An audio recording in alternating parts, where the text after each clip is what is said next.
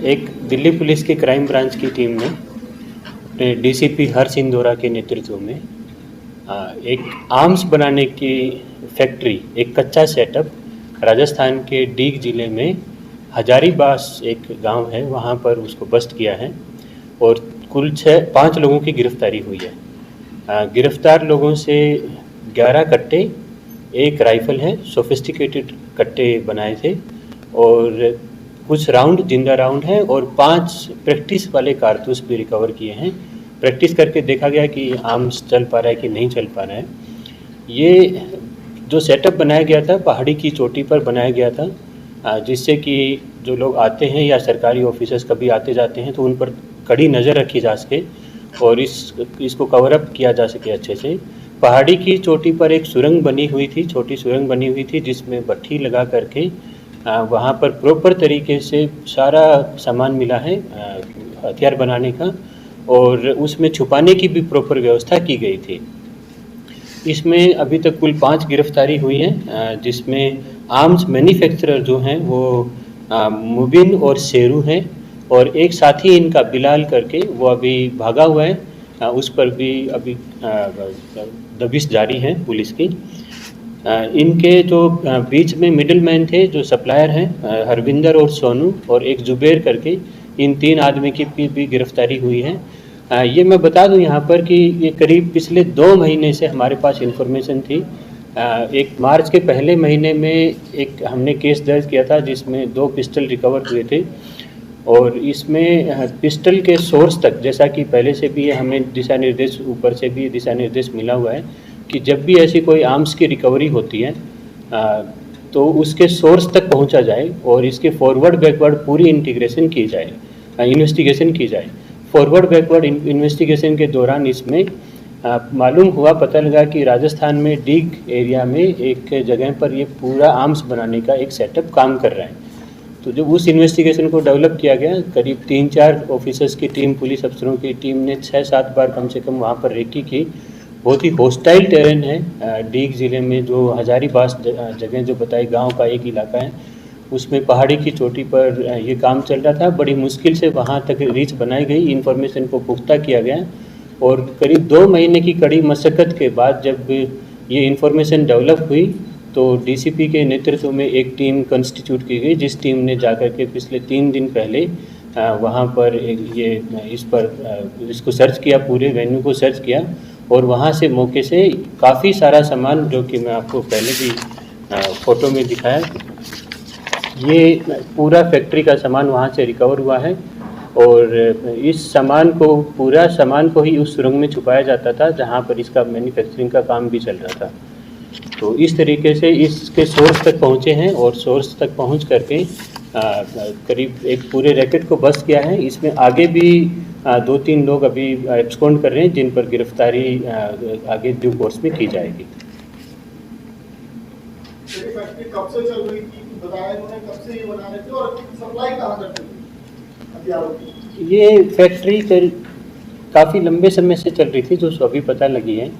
इसमें पहले भी करीब 1-2 साल पहले सुनने में आया कि एक केंद्रीय एजेंसी भी आर्म्स की फैक्ट्री को बस्ट करने के लिए वहाँ पर पहुँची थी और वहाँ पर उस समय थोड़ी सी शायद कहीं लगता है सूचना में कमी रह गई है, लेकिन उस समय भी ये कार्यरत थे ये लोग और काफ़ी अरसे से ये लोग आर्म्स सप्लाई कर रहे हैं। और जुबैर और ये जो 2 लड़के मैंने बताए आपको, हरविंदर और सोनू के जरिए ये दिल्ली एनसीआर में जितने भी गैंगस्टर्स भी सिकरिया हैं उनको भी ये आर्म्स सप्लाई कर रहे हैं। तो काफ़ी एक हमारे पास डिटेल्स हैं, अभी और भी काफ़ी डिटेल्स हैं इसमें। तो इस मेड के जितने भी वेपन्स अभी यूज हो रहे हैं या जिसमें रिकवरी भी हुई है, तो मिलान करके देखा जा रहा है कि इसमें टोटल कितने वेपन अभी तक इस ग्रुप से एफिलिएटेड हैं या इनसे जुड़े हुए हैं, तो उस पर भी आगे तफ्तीश जारी है। गैंगस्टर के संपर्क में, लोगों के संपर्क में थे? हाँ, ये जैसे बताया पहले, एक हमने मार्च में एक केस रजिस्टर किया था जिसमें रोहित गहलोत करके एक लड़के को अरेस्ट किया था। रोहित ने ये इन्फॉर्मेशन दी थी कि वो जुबैर नाम के एक आदमी से, जो कि डीग का रहने वाला है, वहाँ से सप्लाई किया था, जुबैर ने इसको सप्लाई किया था।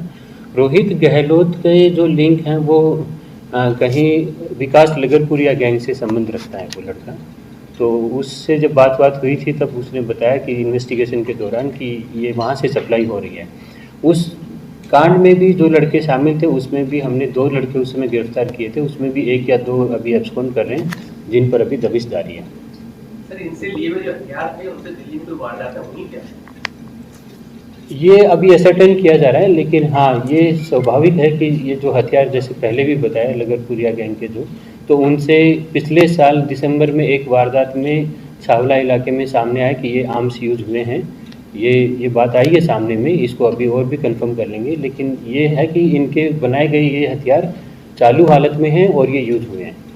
तो सर, जो छावला इलाके के अंदर वारदात हुई थी, गोलीबारी की वारदात हुई थी, एक शख्स के कमर पे गोली मारी थी और रोहित गहलोत उसी में था।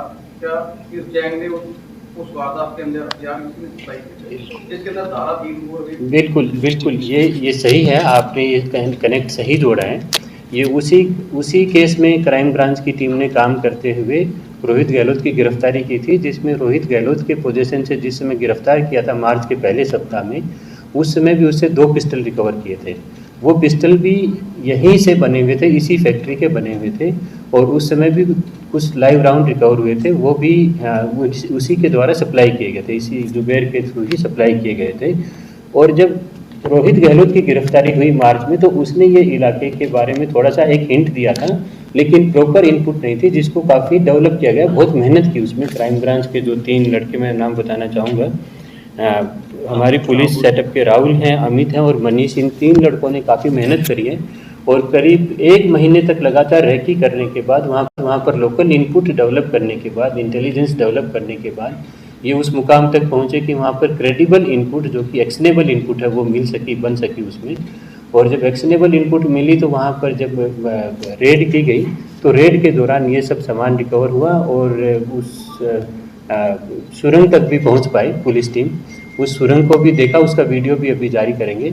उस सुरंग तक पहुंचना भी काफ़ी अपने आप में एक चैलेंजिंग टास्क था। पहाड़ी की चोटी पर है और वहां तक जैसे ही कोई आदमी आता है, रेकी हो करना बहुत आसान है, उसको देख पाना बहुत आसान है, तो सस्पेक्ट को आइडेंटिफाई करना भी बहुत आसान है उसमें। तो उसी केस के कंटिन्यूएशन में, इन्वेस्टिगेशन में, चूँकि हमारे ऊपर से भी आदेश है कि किसी भी केस में, आर्म्स में खास तौर पर फॉरवर्ड बैकवर्ड लिंकेजेस में तफ्तीश करनी है और उसके तह तक जाकर के, उसके सोर्स तक गए। यहाँ पर मुझे इस बात की भी खुशी है कि पूरी टीम सोर्स तक गई है, फैक्ट्री कहें या कच्चा सेटअप कहें, उसको पूरा बस्ट किया है और वहाँ से रिकवरी भी अच्छी खासी रिकवरी हुई है और इससे बने हुए जितने भी वेपन्स हैं उनको भी कनेक्ट किया जा रहा है अभी। सर, ये किस तरह से काम कर रही थी? जैसे कितने का पिस्टल इनको देते थे, पिछोलिए कितना लेते थे, आप कितने बेचते? ये इन्वेस्टिगेशन का विषय है। रफ एस्टिमेट तो है कि ये लोग करीब 10 से 12 हज़ार रुपये का ये अपना सेल वैल्यू बता रहा है। इनिशियल उसमें जो बात हुई है, इससे इसको कंफर्म किया जाना बाकी है, लेकिन आगे पहुंचते तक क्योंकि वेपन बहुत ही सोफिस्टिकेटेड है, उसकी कीमत कई गुना बढ़ जा रही है। तो वेपन इनके बनाए हुए, और चूँकि मैंने बताया कि टेस्ट राउंड भी रिकवर हुए हैं, जो जिसे टेस्ट किया गया है, तो टेस्ट करने के बाद ही ये वेपन को आगे हैंडओवर करते हैं ताकि वो चल सके। सर, ये राउंड जो होते हैं, ये क्योंकि मनते तो है ये गन हाउस की हमेशा इन्वॉल्वमेंट आती है इसमें, ये राउंड कहाँ से लाए? ये बारे में अभी तफ्तीश जारी है, इसमें कुछ सूचना है हमारे पास, लेकिन अभी चूँकि इन्वेस्टिगेशन चल रही है तो ज़्यादा शेयर नहीं कर पाएंगे। सर, ये फैक्ट्री में किस तरह के वेपन्स को बनाते हैं? दोनों तरीके के वेपन बनाने की बात सामने आई है। एक जो मैंने आपको राइफ़ल का जो स्क्रीन ये शेयर किया, फोटोग्राफ शेयर किया, ये राइफ़ल भी उसी फैक्ट्री में बनी हुई है और जो कट्टे बने हैं 11-12 जो कट्टे रिकवर हुए हैं, वो कट्टे भी इसी फैक्ट्री में, ये औजार हैं पूरे इनके इसी फैक्ट्री के बने हुए हैं। जैसा कि सर ने इसमें मेंशन किया कि जो कट्टे हैं वो सोफिस्टिकेटेड कंट्री मेड पिस्टल्स हैं, 11 जो रिकवर हुई हैं, और जो एक राइफल है वो 12 बोर की बड़ी राइफल है। आप देखेंगे जो हरविंदर सिंह, जुबैर, मोबिन, सोनू सिंह, इनका प्रोफाइल देखेंगे और सर ने जिस सुरंग का, जिस केव का जिक्र किया है उसको देखेंगे, और जब इन वेपन्स की या जो डिस्प्ले की वो सब देखेंगे तो आपको काफ़ी सारी चीज़ें, उनकी प्रोफाइल जो अक्यूज्ड है उनसे और जो रिकवर्ड आर्टिकल्स से काफ़ी कुछ आप अंदाजा लगा सकते हैं।